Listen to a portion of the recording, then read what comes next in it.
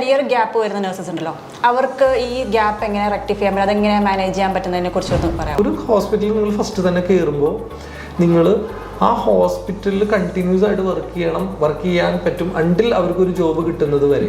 ഇങ്ങനെ ഒരു decision making നിങ്ങൾ നിങ്ങളുടെ ഇനീഷ്യൽ സ്റ്റേജിൽ തന്നെ എടുക്കുക.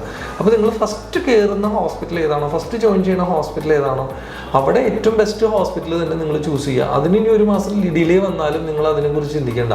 ആ ഫസ്റ്റ് എടുക്കുന്ന ഡിസിഷൻ മേക്കിംഗ് നിങ്ങൾക്ക് ലോങ് ടൈമിൽ നിങ്ങൾക്ക് ഭയങ്കരമായിട്ട് ഗുണകരമാകും.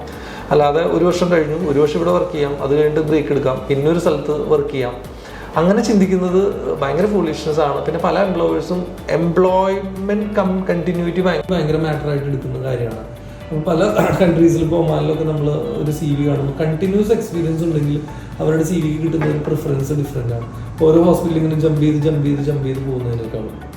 അപ്പോൾ മാത്രമല്ല ഇവരുടെ എക്സ്പീരിയൻസ് സർട്ടിഫിക്കറ്റ് കിട്ടുന്നതിൻ്റെ ഒരു ബ്രേക്ക് വരുന്നത് ഇവർക്ക് പിന്നീട് ആ എക്സ്പീരിയൻസ് സർട്ടിഫിക്കറ്റ് അവിടെ നിന്ന് കിട്ടാതാവും. അങ്ങനെ വരുമ്പോൾ പിന്നെയും ഒരു ഓപ്പർച്യൂണിറ്റി നഷ്ടപ്പെടും. അപ്പോൾ നിങ്ങൾ ജോയിൻ ചെയ്യുന്ന സമയത്ത് കണ്ടിന്യൂസ് ആയിട്ട് ഒരു ഹോസ്പിറ്റലിൽ തന്നെ വർക്ക് ചെയ്യുക എന്നുള്ളതാണ് അടുത്ത ഈ കരിയർ ഗ്യാപ്പ് എന്ന് പറയുന്ന ഒരു മാറ്ററിൽ എനിക്ക് സംസാരിക്കാനുള്ള ഒരു കാര്യം, ഒരു ഫ്രഷർ ആയിട്ടുള്ള കാൻഡിഡേറ്റ്.